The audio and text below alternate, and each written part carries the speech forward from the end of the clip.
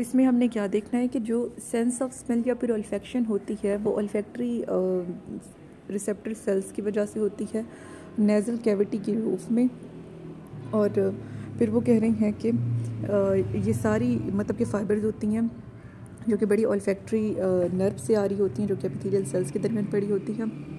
ये densely packed होती है। मिसाल के तौर पर एक डॉग में हम देखें तो 40 मिलियन उसके हम कह सकते हैं ऑल्फैक्टरी रिसेप्टर सेल या दूसरे लफ्ज़ों में न्यूरॉन होंगी उसके पर स्क्वायर सेंटीमीटर में। और हर एक जो ऑल्फैक्टरी रिसेप्टर सेल होता है वो सिलिया के ऊपर सिलियरी स्ट्रक्चर पे एंड हो रहा होता है, जिसमें फिर रिसेप्टर होंगे केमिकल के लिए, जो कि फिर आगे क्या करते हैं। अब फिर वो कह रहे हैं कि ऑर्डर रिसीव कैसे होती हैं। ऑर्डर के मॉलिक्यूल फिजिकली इंटरेक्ट करते हैं प्रोटीन की बाइंडिंग साइट्स के साथ, जो कि मेम्ब्रेन के ऊपर होती हैं, जिससे मेम्ब्रेन की परमेबिलिटी चेंज होगी, यानी कि वो सोडियम पोटाशियम गेट पहले हम देख रहे हैं वो उनकी ओपनिंग क्लोजिंग होगी और फिर जनरेटर पोटेंशियल स्टार्ट होगा।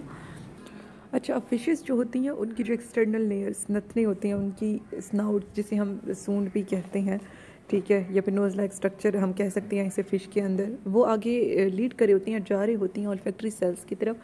फिर वो कह रही हैं कि फ़िशेस के अंदर सेंस ऑफ स्मेल जो है बहुत सिग्निफिकेंट है, क्योंकि फ़िशेस में जैसे कि सैल्मोन और लैम्प्रेस को देखें तो जो इनकी स्पानिंग स्पेस होती है, जिस जगह पे उन्होंने अंडे दिए होते हैं किसी स्ट्रीम में या फिर कहीं भी रिवर में या फिर सी में, तो फिर क्या होता है कि ये उस जगह पर अपनी सेंस ऑफ स्मेल को ऑडर को यूज़ करते ही पहुंच जाती हैं। और ये इनकी इतनी अच्छी होती है कि इसके ज़रिए से ये माइग्रेशन हंड्रेड्स ऑफ माइल्स की करती हैं और उस जगह पे पहुंच जाएंगी जहाँ पे इन्होंने अंडे दिए होंगे। अब एम्फीबियंस में देखें तो इस सारे में हमने क्या देखा, एम्फीबियंस में वो नॉक्सिशियस नुकसानदेह केमिकल्स का पता लगाने के लिए, अपने मीट का पता लगाने के लिए और जो फूड होती है उसका पता लगाने के लिए इन ऑल्फैक्टरी उनका इस्तेमाल करती हैं। और रेप्टाइल्स में अगर देखा जाए तो रेप्टाइल्स में एम्फीबियंस भी ये अच्छी डेवलप होती है।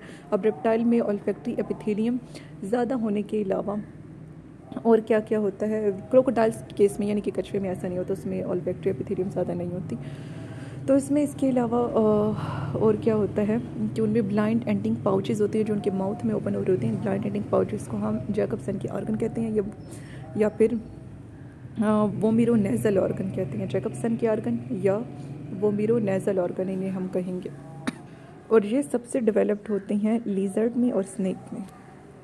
तो जो बाहर निकलने वाली और यानी कि प्रोट्रूसिबल और फॉर्क यानी कि कांटेदार ज़बानें होती हैं स्नेक्स की होती हैं, और मतलब कि लिज़र्ड की होती हैं। फॉर्क को यूँ भी आप कह सकते हैं कि जिस तरह वो हम अक्सर औक़ात एक वो इंस्ट्रूमेंट नहीं यूज़ करते किसी भी चीज़ को ठीक करने के लिए, तो उसके आगे से 2 आर्म्स होते हैं और पीछे एक बड़ा आर्म होता है, यानी इसकी तरह इनकी जो है टंग होती है। तो इस प्रोट्रूसिबल और फॉर्क टंग का लिज़र्ड और स्नेक इस्तेमाल करती हैं एयरबोर्न केमिकल्स को मतलब कि स्मेल करने के लिए। और उसके बाद वो कह रही हैं कि जो हमारे पास स्नेक होता है, स्नेक की जो टंग होती है वो इससे मतलब कि बाहर निकालता है, और जो एयरबोर्न केमिकल्स हैं उन्हें ये स्मेल करता है। और इसके अलावा हम ट्वाट्रा में और टर्टल में देखें तो वो जो हैं अपने जैकबसन ऑर्गन का इस्तेमाल करते हैं उनके मुंह में जो चीज़ें पड़ी होती हैं उन्हें टेस्ट करने के लिए। तो हमारे पास स्नेक की और लिज़र्ड की प्रोट्रूसिबल फॉर्क्ड टंग्स जो हैं ये एक्सेसरी ऑल्फैक्टरी ऑर्गन हैं। एक्सेसरी यानी कि इनकी ऑल्फैक्शन में हेल्प करने वाले इनकी यानी कि ऐसे वो हैं जो ऑल्फैक्शन में किसी भी चीज़ को सूंघने में या टेस्ट करने में इनकी हेल्प करेंगे। तो लिज़र्ड और स्नेक की ये जो टंग्स हैं ये ऑल्फैक्टरी ऑर्गन्स हैं जो एयरबोर्न केमिकल्स को सेंस करने में फील होंगे। और स्नेक का अलग से देखें तो ये टंग को फ्लिक आउट बाहर निकालेगा और फिर जैकबसन के ऑर्गन में ले जाएगा और यानी कि एयरबोर्न केमिकल को स्मेल करेगा। और ट्वाट्रा और टर्टल्स में जो है ये मतलब कि जैकबसन का जो ऑर्गन है ये इस्तेमाल होता है टेस्ट करने के लिए ऑब्जेक्ट को जो मुंह में पड़ी हो। नेक्स्ट अब हम देखते हैं, फिर वो कह रही हैं कि ये जो ऑल्फैक्शन होती है ये बर्ड्स की लाइफ में बहुत कम रोल प्ले करती है। इनकी एक्सटर्नल लेयर्स तो होती हैं जो उनकी बीक के नीचे ओपन हो रही होती हैं और इनमें लेकिन ऑल्फैक्टरी एपिथेलियम बहुत कम होती है। अब जाहिर है जिसमें ऑल्फैक्शन ज़्यादा होनी होगी उसी में ये एपिथेलियम भी ज़्यादा होगी, जैसा कि हमने देखा था रेप्टाइल्स में। लेकिन वो कह रही हैं कि वल्चर्स गिद्ध जो होते हैं ये एक्सेप्शन है। ये मतलब कि डेड और डाइंग जो इनका मतलब कि प्रे होता है उसका पता लगा लेते हैं ऑल्फैक्शन के ज़रिए से। और कुछ मैमल्स में यानी कि ऑल्फैक्शन अच्छे से काम करती है डे टाइम में, यानी स्पेसिफिक हो गया या डे में या फिर नाइट में, और उससे वो मीलों तक किसी भी चीज़ का मतलब कि ऑल्फैक्शन से पता लगा लेंगे, फिर चाहे उनकी स्पीशी का वो बंदा हो या फिर फूड। नेक्स्ट जो है हमने टेस्ट का देखना है, उसके बाद फिर हम वीएन का देखेंगे और बस फिर ये एंड हो जाएगा। तो टेस्ट जो है, test the receptors for test या गस्टेशन। अब टेस्ट के लिए एक और टर्म यूज़ होती है गस्टेशन की, या फिर इसे जस्टेशन भी कहते हैं, ठीक है। ये कीमो रिसेप्टर्स होते हैं, ये बॉडी सरफेस पे हो सकते हैं एनिमल्स के, या फिर उसके माउथ में भी हो सकते हैं, उसके थ्रोट गले में भी हो सकते हैं। मिसाल के तौर पर जो सरफेस होती है मैमेलियन टंग की, उसमें बहुत सी छोटी प्रोट्यूबरेंसेस होती हैं। मैमेलियन टंग पे प्रोट्यूबरेंसेस होती हैं जिन्हें हम पेपिला कहते हैं। पेपिला जो है ये उभरी हुई सी बम्पी अपीयरेंस जो है टंग को देती है। फिर वो कह रही हैं कि जो crevices in the crevices between the papillae are thousands of specialized receptor card.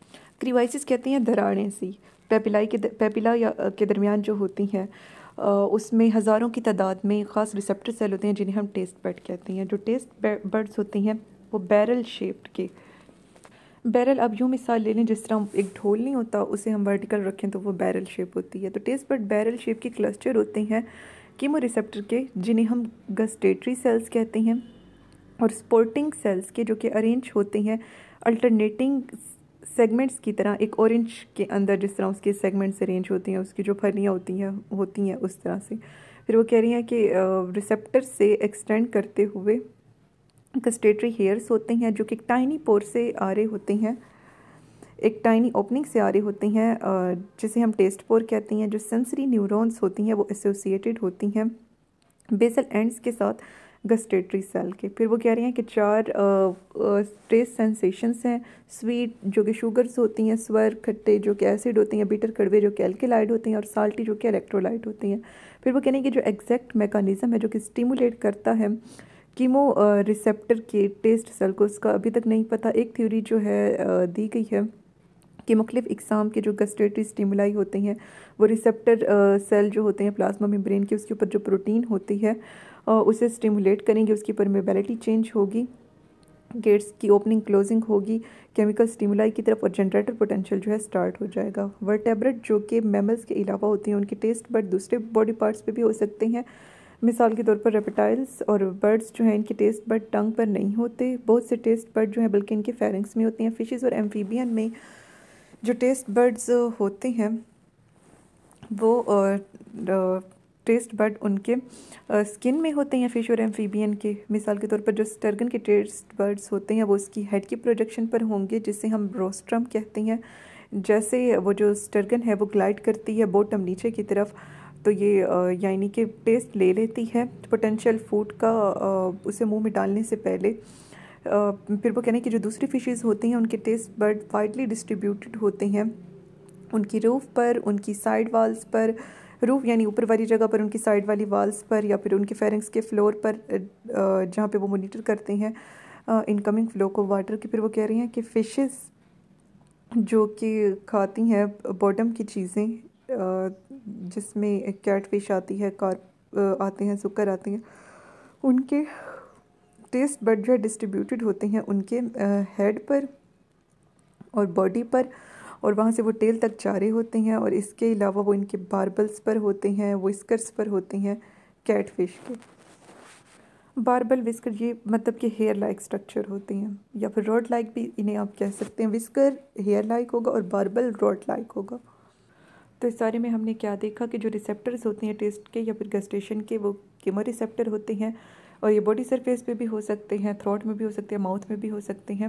अब मैमेलियन टंग देखें तो उस पर स्मॉल प्रोट्यूबरेंसेस होंगी जिन्हें हम पेपिला कहेंगे। अब ये जो पेपिला होती हैं ये टंग को बम्पी अपीयरेंस देंगे, और इनके दरमियान जो क्रीवाइसेस होती हैं उनमें टेस्ट बड्स होते हैं।